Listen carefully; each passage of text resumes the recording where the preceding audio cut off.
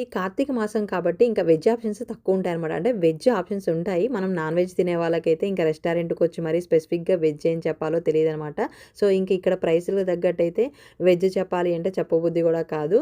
ఇంకా అలా నేనైతే థాలీ అయితే చెప్పాననమాట. అన్నీ కవర్ అయితాయని. ఇంకా ప్లేట్ అయితే మస్తు ఇంట్రెస్టింగ్‌గా ఉంది. వెరైటీస్ చూడండి.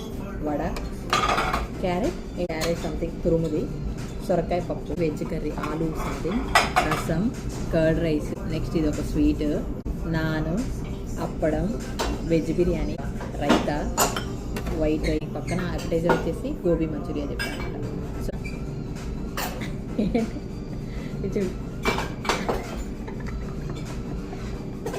హస్బెండ్ వచ్చేసి నాన్ వెజ్ అపెటైజర్ చెప్పాడనమాట. పౌర్ణమి తర్వాత నాన్ వెజ్ అయితే తింటా ఉన్నాడు. ఇంకా తనకే బాగా బయటికి వెళ్ళి తినాలనిపించిందని చెప్పేసి వెళ్ళామన్నమాట. ఇంకా అప్పుడప్పుడు అలా బయటికి కూడా వెళ్ళాలి.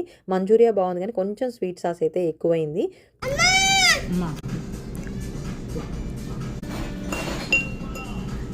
ఈ ఏజ్ పిల్లలు ఏంటంటే అన్నీ వాళ్ళే ఎక్స్ప్లోర్ చేయాలనుకుంటారు. అన్నీ వాళ్ళ చేతికే ఇవ్వాలన్నమాట. బయటికి వెళ్ళినా కూడా ప్రశాంతంగా తినలేము.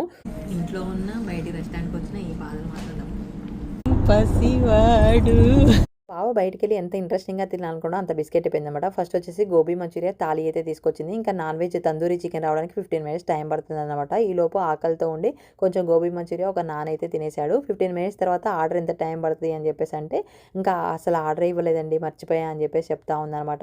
ఇంకా బావ లైట్ లేండి, ఆకలి కూడా చచ్చిపోయింది, క్యాన్సిల్ చేయండి అని చెప్పేసి అనమాట. పాప అమ్మాయి చాలా ఫీల్ అయింది, చాలాసార్లు సారీ చెప్పిందనమాట.